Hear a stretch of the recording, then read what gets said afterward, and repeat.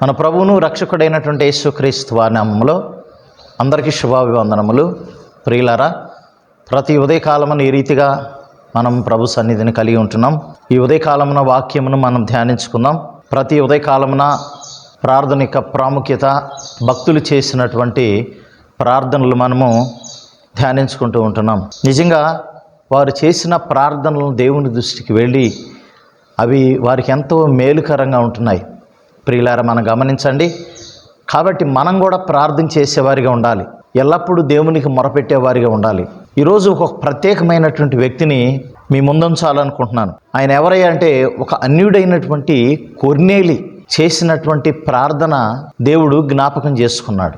ఎందుకంటే అపోస్తుల కార్యము 10వ అధ్యాయంలో ఇక్కడ తెలియజేస్తా ఉన్నాడు. 10వ అధ్యాయంలో 35వ వచనములో, యేసుక్రీస్తు అందరికి ప్రభు, ఆయన ద్వారా దేవుడు సమాధానకరమైన సువార్తను ప్రకటించి ఇశ్రాయేలీయులు పంపిన వర్తమానం మీరు ఎరుగుదురు. 34, 35 వచనాలు చదువుకున్నట్లయితే, దేవుడు పక్షపాతి కాడని నిజంగా గ్రహించి ఉన్నాను. ప్రతి జనములోనూ ఆయనకు భయపడి నీతిగా నడుచుకుని వానిని ఆయన అంగీకరించును అంటున్నాడు. చూడండి ప్రియమైన దేవుని బిడ్డలారా, దేవుడు పక్షపాతి కాడు. ప్రతి జనములో ఎవరైనా సరే, ఒక కులం కాదు, ఒక దేశం కాదు, ఒక మతం కాదు, ఏ మానవుడైనా సరే దేవుడికి మొరపెడితే ఆ మొరను దేవుడు ఆలకిస్తాడు. ఇతడు నన్ను నమ్మాడా లేకపోతే నమ్మలేదా అనే కాదు.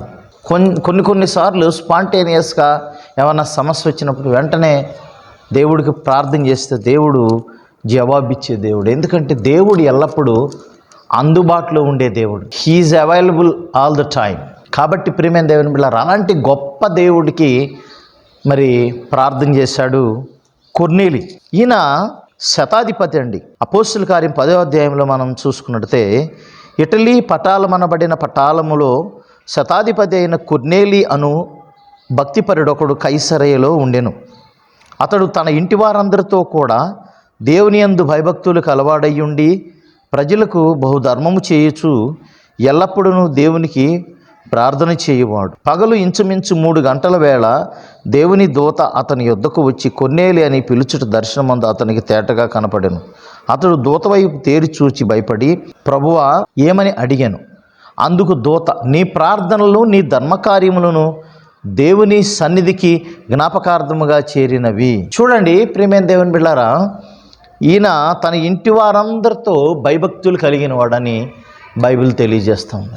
ఒక శతాధిపతి, ఒక అన్యుడు, అంటే 100 మంది సైనికుల మీద అధికారి ఈయన. అలాంటి అధికారి ఒక క్రమమైన ప్రార్థన చేస్తున్నాడు. చూడండి, ఆయన దేవుని యందు భయభక్తులు గలవాడై ఉండటమే కాకుండా ప్రజలకి బహుధర్మం చేసేవాడంట. ఈయనలో ఉన్న ఈ మంచి లక్షణాలు చూడండి. మరి దానము లేకపోతే ధర్మం చేయటం అన్న దేవునికి దృష్టికి అది మంచి యాగము అని అంటాడు. ప్రియమైన దేవుని బిడ్డలారా, కాబట్టి మరి ఇక్కడ కొర్నేలి దేవుని యందు భయభక్తులు గలవాడై ఉండి, అక్కడ ఒక మాట ఉంటుంది, ఎల్లప్పుడూ దేవునికి ప్రార్థన చేయువాడు అని. అంటే ఎల్లప్పుడూ దేవునికి ప్రార్థన చేసేవాడు. నెలకోసారో, 2 నెలలకోసారో, సంవత్సరానికి ఒకసారో కాదు, ఎల్లప్పుడు. మరి ఏ సమయంలో దేవదూత అతని దగ్గరకు వచ్చిందంటే, పగలు ఇంచుమించు 3 గంటల వేళ దేవుని దూత అతని యొద్దకు వచ్చి కొర్నేలి అని పిలుచుట దర్శనమందు అతనికి తేటగా కనపడెను. చూడండి, మరి ఇంచుమించు 3 గంటల వేళ దేవుని దూత తన వద్దకు వచ్చి దర్శనమందు కనిపిస్తుంది. అనగా ఆయన ప్రార్థన చేస్తున్న సమయంలో దేవదూత తనతో మాట్లాడినట్లు మనం చూస్తాం. ఇక్కడ చూడు, ఆయన చేసినటువంటి ప్రార్థన దేవుని దృష్టికి అంగీకారమైందంట. నీ ప్రార్థనలు, నీ ధర్మ కార్యములు దేవుని సన్నిధికి జ్ఞాపకార్థముగా చేరినవి. చూడండి ప్రియమైన దేవుని బిడ్డలారా, ఒక అన్యుడు చేసిన ప్రార్థన దేవుడు ఆలకిస్తాడు. ఎందుకంటే దేవుడు పక్షపాతి కాదు. ఎవడు దీనుడై వణుకుచుండునో వానినే నేను దృష్టించుచున్నాను అంటాడు. ప్రియమైన దేవుని బిడ్డలారా, అందుకని కీర్తనాకారుడు అంటాడు 141వ కీర్తన 2వ వచనంలో, నా ప్రార్థన ధూపమోలెను, నేను చేతులెత్తుట సాయంకాల నైవేద్యమోలెను, నీ దృష్టికి అంగీకారములగునుగాక అంటున్నాడు. అంటే దేవుడు యాక్సెప్ట్ చేసే ప్రార్థన మనము చేయాలి. మన ప్రార్థన దేవుడు ఎప్పుడు ఆలకిస్తాడని బైబిల్ చెప్తా ఉంది. నీతిమంతుల మొరకు చెవి ఎగ్గుతాడంట ఆయన. మనం పాపం చేస్తా ప్రార్థన చేయటం కాదు, నీతిగా ఉండి ప్రార్థన చేసినప్పుడు మన ప్రార్థనను దేవుడు ఆలకిస్తాడు. ప్రియులారా, అది తెలియజేస్తూ ఉన్నాడు. ఒకసారి హెబ్రీ రాసిన పత్రిక 13వ అధ్యాయము 15-16 వచనాలు మనం గమనించి, కాబట్టి ఆయన ద్వారా మనము దేవునికి ఎల్లప్పుడూ స్తుతియాగము చేయుదుము, అనగా ఆయన నామమును ఒప్పుకొనుచు జిహ్వ ఫలము అర్పించుదాము.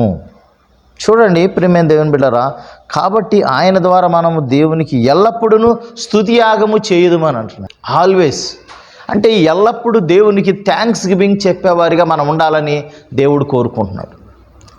ఎల్లప్పుడూ స్తుతియాగము చేయాలి. ప్రతి సమయమందు, ప్రతి క్షణమందు దేవుడు మనల్ని కాపాడుతున్నాడండి. అలాంటి గొప్ప దేవుణ్ణి మనం స్తుతించాలి, గణపరచాలి, మహింపరచాలి.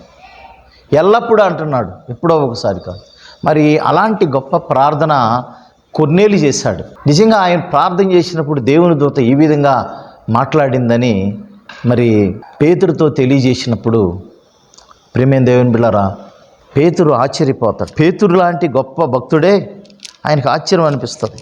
ఈ అపోస్తుల కార్యంలోనే 10వ అధ్యాయంలోనే ఈయన ఏం చేస్తాడంటే 24 వచనం మనకు, మరునాడు వారు కైసరలో ప్రవేశించిరి. అప్పుడు కొర్నేలి తన బంధువులను, ముఖ్య స్నేహితులను పిలిపించి వారి కొరకు కనిపెట్టుకొని ఉండెను. చూడండి ప్రియమైన దేవుని బిడ్డలారా, తన ప్రార్థన తన కుటుంబానికే కాదు, తనకే కాదు, మరి తన బంధువులందరం కూడా గ్యాదర్ చేశాడు. చూడండి, పేతురుని పిలిపించి, మరి పేతురుతో కూడా దేవుడు మాట్లాడతాడు. తర్వాత పేతురుని పంపిస్తాడు. అక్కడ పేతురు వెళ్ళి వారికి దేవుని వాక్యాన్ని బోధించి వారికి, వారి కుటుంబానికి, వారి బంధువులకి ఆయనకి బాప్తిస్మం ఇవ్వడం చూస్తాం. అక్కడ పేతురు అన్న మాటలు అవి 34వ వచనంలో అంటాడు, దేవుడు పక్షపాతి కాడని నిజముగా గ్రహించి ఉన్నాను అని అంటాడు. చూడండి, ఎవరు ప్రార్థన చేసినా దేవుడు ఆలకిస్తాడండి. కొన్నేళ్ళు ప్రార్థన ఆలకించి దేవుడు మన ప్రార్థన, లేకపోతే ఇంకెవరో అన్యులు చేసిన ప్రతి ప్రార్థన కూడా దేవుడు ఆలకిస్తాడు. కాబట్టి ఎల్లప్పుడూ ఆయనకి ప్రార్థించేవారు గాను, స్తుతియాగం చేయవారు గాను, ఆయన గణపరచేవారు గాను ఉండాలి. ఎల్లప్పుడూ దేవునికి కృతజ్ఞతాస్తుతులు చెయ్యాలి అని దశలోనికి రాసిన పత్రికలో ఉంటుంది. ఇది దేవుని దృష్టికి ఇష్టమైన కార్యం అంట. కాబట్టి ప్రియమైన దేవుని బిడ్డలారా, మరి తను ప్రార్థన చేయటం వలన తను రక్షించబడటమే కాకుండా తన బంధువులు కూడా రక్షించబడ్డారు, తన కుటుంబం అందరూ కూడా రక్షించబడ్డారు. చూడండి, మరి ఆ రీతిగా మనం కూడా మంచి ప్రార్థనాపరులుగా ఉండాలి. ఒక అన్నిటి చేసిన ప్రార్థన అంతేకాదండి, ఆయన ఒక శతాధిపతి, అంత గొప్ప అధికారి, బిజీలో ఉంటాడు, సైనికుడు, ఆర్మీలో మెయిన్ క్యాండిడేట్. మరి అలాంటి ఆయన దేవునికి ఒక క్రమంగా ప్రార్థన చేస్తున్నాడంటే మరి మన జీవితాలు ఏంటి? మనం కూడా క్రమంగా ప్రార్థన చేయాలి దేవుడికి. అప్పుడే దేవుడు గొప్ప కార్యాలు మన జీవితంలో చేస్తాడు. మన కుటుంబాలు కూడా మనం రక్షించుకోగలుగుతాం. దేవుడి పరిశుద్ధ వాక్యం దీవించిన గాక. ఆమేన్. ప్రార్థన చేసుకుందాం. మమ్మల్ని మిక్కిలిగా ప్రేమించిన ప్రియ పరలోకపు తండ్రి, మీకు వందనాలు ప్రభువా. మా ప్రియులు బిడ్డలను దీవించండి, వాక్యం ప్రతి హృదయంలో ఫలింపు చేయండి ప్రభువా. కొన్నేళ్ళు చేసిన ప్రార్థనలు మీ సన్నిధికి చేర్చబడినాయి తండ్రి. తనకు చేసిన ధర్మకార్యాలు మీ సన్నిధికి చేర్చబడినాయి ప్రభు.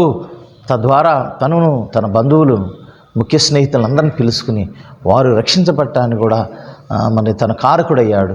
దాని వెనకాల ప్రార్థన ఉంది. ఎల్లప్పుడూ దేవునికి ప్రార్థన చేయవాడై ఉన్నాడు కనుక ఆ కుటుంబం వారందరూ కూడా రక్షించబడ్డారు. ఆ రీతిగా మేము కూడా ఒక ఉదాహరణగా, ఒక మోడల్గా మేము ఉండాలి. సహాయం చేసి అట్టి ప్రార్థనాత్వను మా మీద ఉంచండి. సహాయం చేసి దీవించమని యేసు పరిశుద్ధ నామమున అడిగి వేడుకుని ప్రార్థన చేస్తున్నాం తండ్రి. ఆమేన్. మన తండ్రి అయిన దేవుని ప్రేమ, ప్రభువైన యేసుక్రీస్తు వారి కృప, పరిశుద్ధాత్మని సహవాసం ఇక్కడ చైర్మన్కును సకల పరిశుద్ధులకును ఎల్లప్పుడూ తోడే నడిపించును గాక. ఆమేన్. అందరికీ వందనాలు ప్రియులారా. మరీ కొద్ది కాలాన్ని కలుసుకున్నాం. అప్పుడు దేవుని కృప, దయ, కనికరం మీ మీద ఉండును గాక. God bless you all.